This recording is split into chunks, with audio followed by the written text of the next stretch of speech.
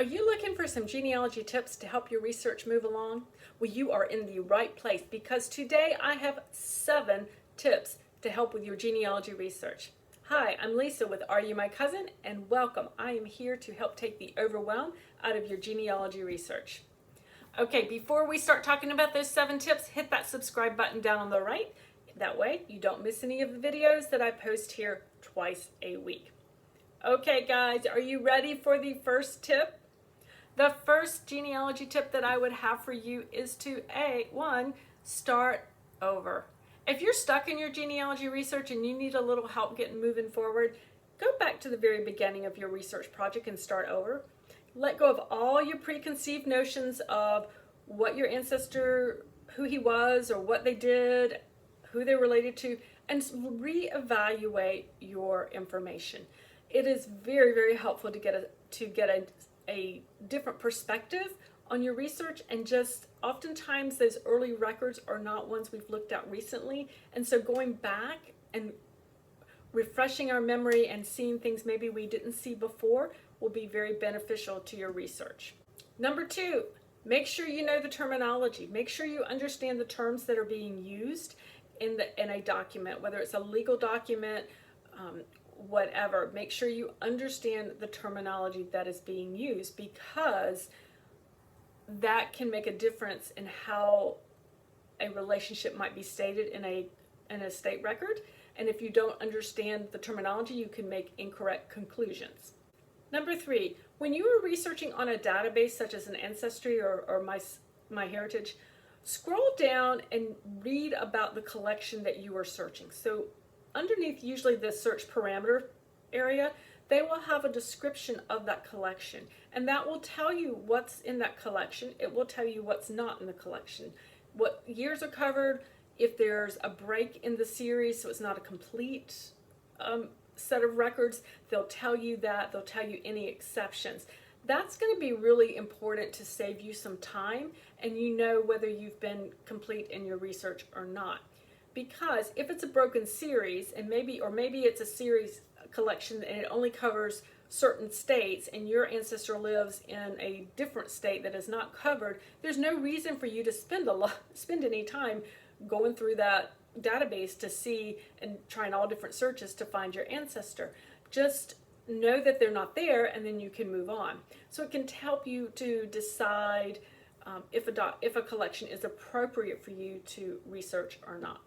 Now, number 4 is a frugal genealogy tip, because we all want to save money when it comes to research and genealogy, because there's always something to spend the money on in genealogy.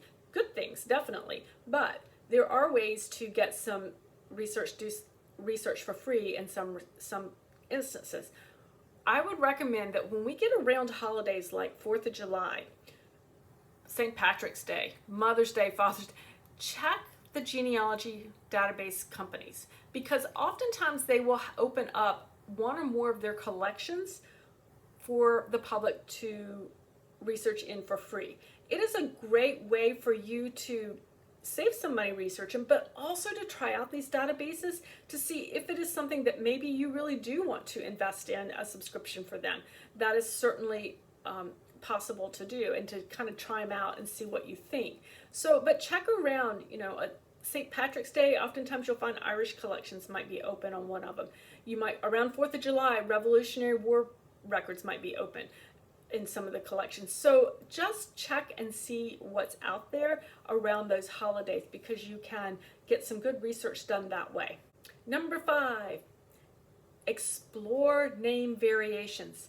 Keep a running list of the name variations and the spellings that you find on your ancestor's name when you're researching. I do this frequently. I know that for one surname, I will oftentimes, that there are 3 common, I won't say misspellings, there are 3 common variations to it. But I also know that I have found 10 other ways to spell that name.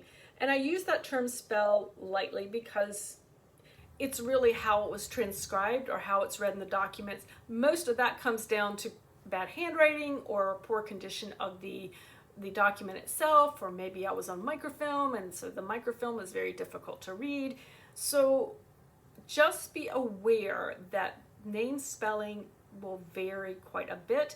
Be open into that and keep a running list when you're researching so that you don't miss anything as you're going through your research.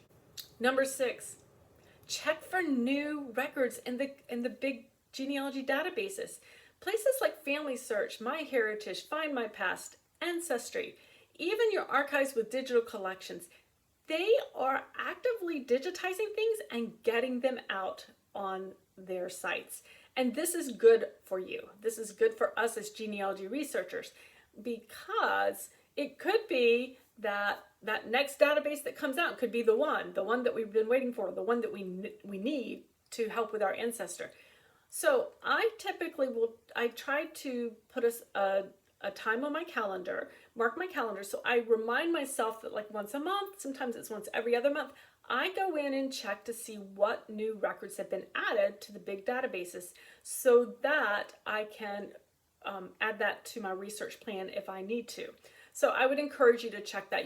There have been some really great new additions to the genealogy databases this past year. So keep that in mind.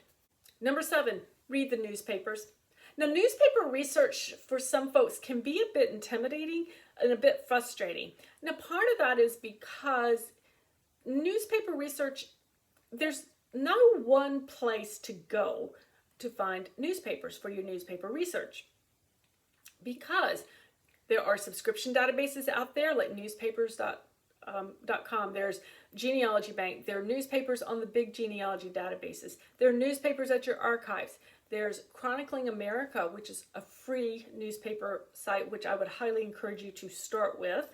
There's tons of newspapers, a fabulous site to work with. But they're all over. And then that doesn't even count the little tiny ones that don't make it very far, and they're in microfilm in the back of the library. Or just the actual newspaper themselves at the local library. So they're kind of all over. But I would encourage you to start seeking those out and start reading the newspapers. One, you're looking for mention of your ancestor, but you're also trying to get some social history and the context around what was happening in the location and the time period when your ancestor lived. It's very helpful to understand those clues and to help you understand your ancestor better, which will lead to better research. There you have it, the first 7 genealogy tips. I hope that you will find 1 or 2 at least in this grouping helpful to your research, and that you can start exploring and working with these tips. Okay guys, have a fabulous day. Before you head off for that research, hit that subscribe button. You won't miss a thing. And I look forward to seeing you here again on the Are You My Cousin YouTube channel. Bye.